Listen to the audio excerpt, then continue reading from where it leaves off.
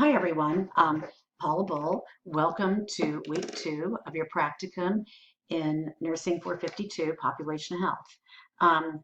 If my computer will cooperate, I wanted to show you a few things here, and I thought I had it up, but I'm human. What can I tell you? So I hope you are all doing well. I hope that the stress over Castle Branch hasn't killed you all because it just about did me and the people I report to. Um, it's always somehow challenging to get everything in, and I think it's difficult knowing why they don't accept things sometimes. But I think you're all over the hump, and I'm glad, and I'm sorry if I had to harass anybody. I didn't really mean to. I was just trying to get everybody going. So what we're going to do here is we're going to look at week 2. So we can go straight to the week 2 module. And as you know, this is a practicum, and you're going to be doing 40 hours with a community health nurse or population health nurse, and you're going to do a project that is typically an educational offering for a population that you have identified. And so you can say, well, what's a population? Well, everybody with diabetes is a population. Everybody living in a high rise is population. It's a group that has something similar. People who are trying to smoke, that's a population. So when you think about it, whoever you're working with may have patients or community members or somebody that are going to need an educational offering. And you will be putting it together for healthcare prevention. All right. So in this time, this week is the time where hopefully you're going with your preceptor somewhere or meeting with her and planning with her. And if you haven't started your practicum, at least talk to your preceptor on the phone because your assignment this week involves that. So basically, as you go through this, part of the objectives is to think about the things we talked about last semester in Nursing 451 and apply them with what you're doing. And well, what would some of those things be? Well, vulnerabilities. We talked about the vulnerable populations, pregnant teens, the elderly, children, infants, people who live in poverty, people who are terminal, and prisoners, LGBTQ. Most of the people that are vulnerable are people that are not going to have the same outcomes and have difficulty getting access to care. Hair if you're bald, I guess. Examine the role of policy and politics in population and community health. I think more and more, especially with the coronavirus, we have seen the impact of politics on healthcare. And everybody has an opinion about that.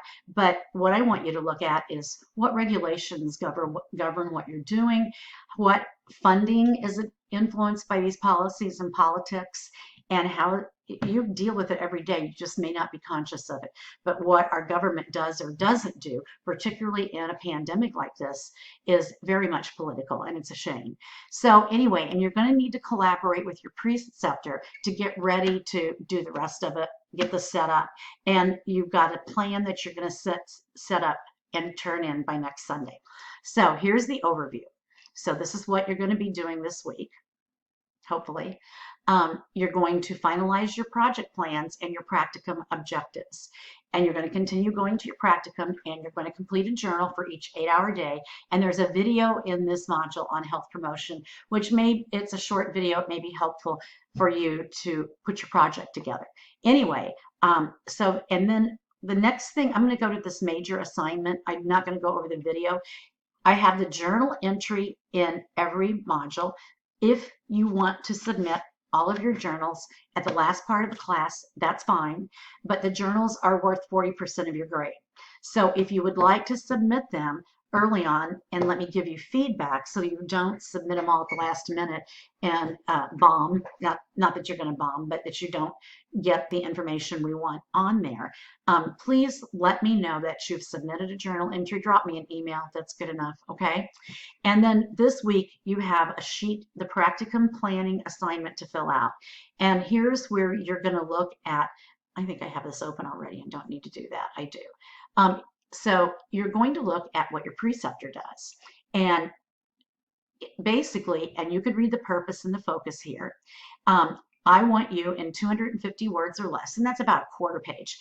You do not need a reference. This does not have to be APA. Just make sure you spell it and use good English, put it in sentences. But I want to know three main functions of her position and three ways this contributes to population health. I'm going to change this out of leading nursing to population health. I apologize. So if you want to do 1, 2, 3 and say like her main function is providing home visits to Medicare patients who are homebound and require skilled service, and this can, you know, and then put that's her main function, and then put the how that contributes to population health, which I think that's real evident, direct care, and that can be all number one. But just don't do, you know, 3 words and 3 bullet points. So actually have it make sense. Okay, and identify a mutually agreeable topic between you and your preceptor and a potential audience for your project. And in 250 words or less, describe the need. Why would you do this project? Who needs this project? So maybe you're doing your practicum in an adult daycare center, and I don't think anybody is, but maybe they have a caregiver support group for Alzheimer's patients. Maybe you and your preceptor identify that doing a stress relief educational offering might help these people. I'm just throwing out ideas as they come off the top of my head. So, and I want you to identify 3 learning objectives in the practicum experience. The objectives, not the objectives of your presentation, but this is for the practicum. Boy, this says the objectives of your presentation listed in 2. I will be changing this sheet.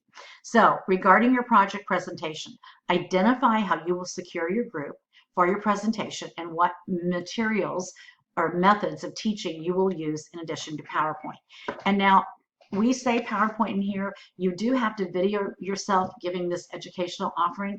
If you determine that PowerPoint isn't the best way to do this, and you're just going to talk like maybe with a model, you know, if you're talking about well baby, or if you want to talk about pregnancy and you've got a model of a fetus in the womb, and that's what you're going to use, that's fine.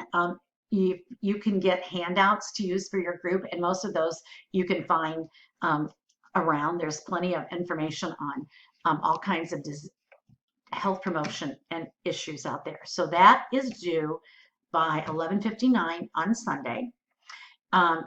We all know that we're going to have trouble with this because of COVID.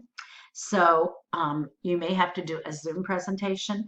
We're going to have to be creative here. So talk to your preceptor, find out what your topic is. And if you need to talk to me about this, give me a ring, text me. I check my emails Monday morning and night. I can't talk today. I do not have my emails pushed to my phone. So if you want to text me, that's fine too. All right. So this is getting you started. Good luck, and I look forward to hearing from you.